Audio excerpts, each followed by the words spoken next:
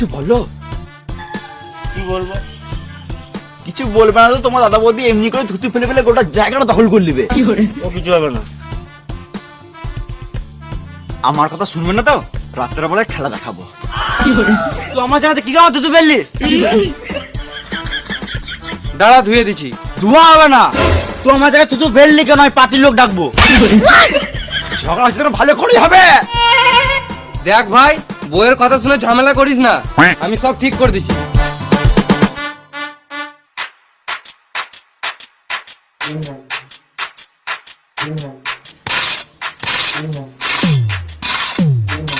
দেখো আমাদের মাটি লিলল, এমনি করে একদিন গোটা জায়গাটা দখল করে নিবে। তো আমার জায়গা থেকে মাটি লিলি কেন? এই মারা মাটি নিলাম তো কি হলো, আবার তো আগের মতন হয়ে গেল।